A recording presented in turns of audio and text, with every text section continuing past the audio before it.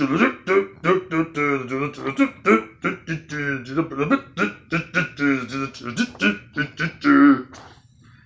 everybody, my name is Sniping is Fun, and welcome back to the next character in this long-running series of Newcomer ideas for Super Smash Bros. Super Smash Bros. Ultimate.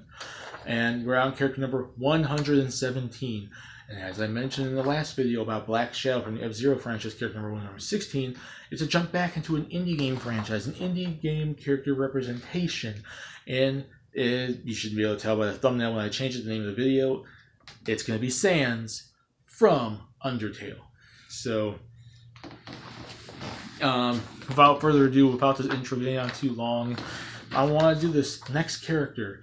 And this will be the final character I record tonight before the, later on today with the Nintendo Direct, and every future video will probably maybe be affected by this Nintendo Direct. I have no idea. And as always, 3 separate categories.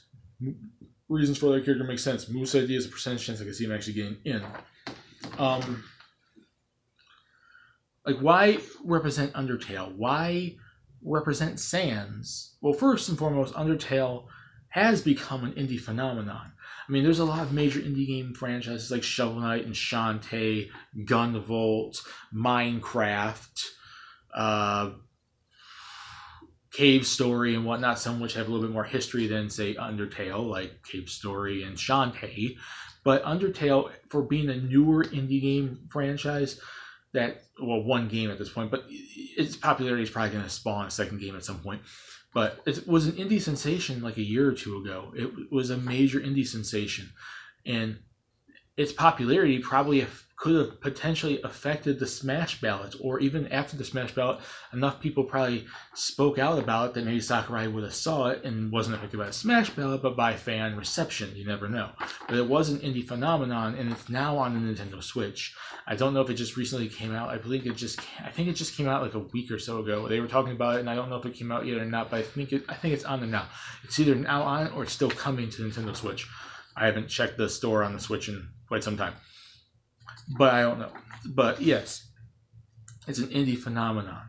It's on the Switch now. It has Nintendo history now. It is a big indie game now, and Nintendo pushes their nindies. I said the same thing for Shantae, for Shovel Knight, for Quote, for Gunvolt, for every other indie character I've put on this list. Nintendo pushes their nindies. At this point, there should be a character representation. Shovel Knight's already an assist trophy, but that doesn't stop a character from becoming playable. And it'd be really cool to see some indie game character, at least one, get that recognition if they're pushing their nindies so freaking much to get a playable character status. I'd rather have Shantae than, say, Sans, but it all goes together anyway, so there you go. But why Sans specifically? Why would Sans? First of all, he's like the standout character from Undertale. You could put Papyrus in there. You could put any of the other characters in there. The Flower, which I can't remember his name now, Flowey or something. I've never actually played the game. I remember looking stuff up, looking at the characters, and I thought it was fascinating. I want to buy it, but it's like there's all these other characters that are so fascinating and whatnot. The world of Undertale has a lot of fascinating characters, but Sans stands out as the top choice. He is the most popular character in there. He is the most probably requested if there is an Undertale character against Smash Brothers. He is probably the most well-liked in the game. He has pretty much the best theme in the game. Megalovania is freaking awesome. If it would have to be him. I just don't see him picking anyone else but Sans. He just stands out too much in his own game than the main character and whatnot. This would be this Undertale would be an exclusion where they would not pick the main character. They would pick probably someone like Sans because he just stands out more and has more unique personality and actually can be someone interesting. And that's it for why I feel it makes sense. Or Undertale in general makes sense.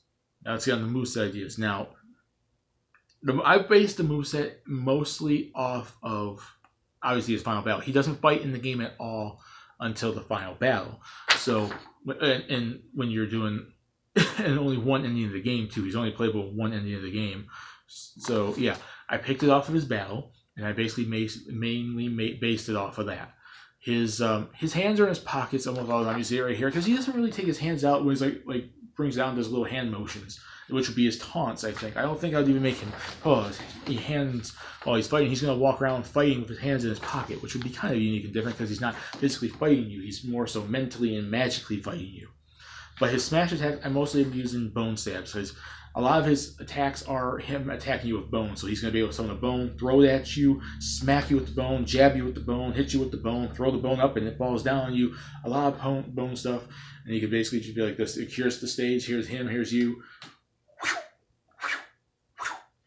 And you could probably charge it. So maybe you could shoot 3 bones out at once. Or multi-bone, like spread shot, contra shot. You know, that kind of thing. It can be chargeable, I'm sure. And he'll smack you with his mind, summoning bones to attack you. That's would probably be the best way of doing it, especially because he's, I don't know, a skeleton. His special attacks, I'm going to pick the Gaster Blasters. If you don't know what the Gaster Blasters are, if you haven't played the actual game, which I'm assuming a lot of people that watch this video probably at least have played it, heard of it, or seen the battle, it's those giant, like, demonic skeleton dragon-looking head things that shoot beams out of it. So he's able to summon those with his mind. They can shoot forward. You could charge them up so they do a more like a small shot, but then like a little blaster rifle, like Mega Man Buster probably shot like pew. But if you charge it up, it does the full beam, like. You could probably do multiple directions, so you could probably shoot up at a diagonal direction, shoot down, and maybe bounces off the ground. You could jump in the air and probably shoot down at a diagonal direction. You could probably control the selection, so it's like you hold the button and you're picking what direction you want to shoot it in. Stuff like that. So I make the Gaster Blasters the bulk of his specials, like different variation on doing it. You can control it, you can shoot at diagonal directions, you can shoot forward, you could charge it, stuff like that. The final smash would have to be Bad Time. It would have to be the Megalovania final attack, his ultimate special final attack that he does in his battle to try and kill you. To try, like that. If you played the game, you know how insanely hard his battle can get. You know that final part where it's like he comes at you with like everything? That is what I want. I want that just massive freaking chaos on the battlefield. He summons multiple Gaster Blasters, multiple bones, and bones just go flying in all directions. The Gaster Blasters fly across the stage. Pew! Pew! Pew! Pew! Pew! And like you have to be a massive, crazed character controlling a person to dodge all that stuff. But chances are you're going to get hit massively and get blown off the stage. And that's it for that. Now let's get on to the third category, percentage chance I can see him actually getting in. He's up there a bit, but not super high up there. He's not even at mid-range, I wouldn't put him at. He definitely isn't the indie character, and Undertale isn't, I feel, the indie character I feel Sakurai would represent.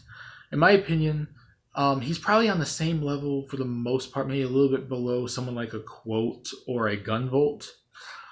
But and then definitely isn't in the same category, in my opinion, as Shantae or Minecraft Steve or something like that. Like, I feel if we get an indie game character at this point, the top 2 choices are probably Minecraft Steve. As much as I really don't want Minecraft and Smash Brothers, I do think it stands out and makes sense, and there's rumors about that. Or Shantae, which is the one I actually want, and the one that seems to be rumored too. Like, there's rumors about Shantae as well. And there's a lot going for Shantae as well. But I'd put him probably in the same category as like the category below them, which is technically Travis Touchdown's technically an indie game character, isn't he? Yeah, I guess we can count Travis as an indie game character. He's probably in the same category as Travis and maybe, you know, Gunvolt and Quote, like in that category below them, but not necessarily like super low. Like there's indie game characters that probably stand no test of time at all. Like maybe Commander Video. You could probably throw Commander Video. It probably is a choice as well. But I'd definitely say he's possible, but not super likely. I'm going to give him a 40% chance. The game is a cult hit. It's an indie phenomenon. It's on Nintendo now, and I'm assuming Sakurai has at least taken notice of it and the fans that would love to see him in Smash Bros., which came out well before Smash Bros. Ultimate. There's people that wanted to consider him for Smash Bros. There is a rumor now. That's the thing, though. Like it seems like now the creator is kind of either toying with people because it just came out recently because of the Smash Direct, and I had to mention in this video, even though it's kind of surprising how well I timed this, because this was not intended. I did not just choose to pick Sans as 117 before the Smash Direct. He just was the next on my list. It's kind of weird how he came up right when there's about a rumor coming out that about in their games, or like a little advertisement Toby's been talking about for Undertale, about them talking about a Smash Fighters thing. So it's like, Are they hinting at that he might be in Smash Brothers? You never know. It's like I say 40% because it's an indie phenomenon, but there's also super heavy rumors considering that he might be a possibility for it. And now that it's on Nintendo, that kind of makes some sense. But I definitely wouldn't put him as the top indie game choice. I do think there's a little bit more going for Shantae and Minecraft Steve, but he's in that same category as like Travis Touchdown, Quote, and Gunvolt, and maybe Commander Video. So 40% chance. And that's it for Sans! Yes, Papyrus? Put in the comments, guys, do you guys want to see Undertale represented at all? Like, or are you just gonna hate on the character and say he doesn't deserve to get in? The franchise doesn't deserve to get represented in Smash Brothers. You know, just like put it down there and discuss this. My moveset makes sense. What would you do for a moveset form? Is that Final Smash makes sense? Is 40% too high, too low? Discuss it there. Let's have fun, and that's it for Sans for Undertale. Character 117, and when I come back to 118. Whenever the next time I record is, probably the end of this week, if not early next week, and things might change. So this character something might change before the next character. But my next character, my intended 118, is Riley Miller from Valkyria Chronicles 4. My second of Valkyria Chronicles characters. If I talk about Welk and Gunther from the original game, I want to talk about the main female lead, Riley Miller, next time. My name is Thunderstone. Peace. Please subscribe if you want to. Have a lovely day. See you all later. And don't have a bad time.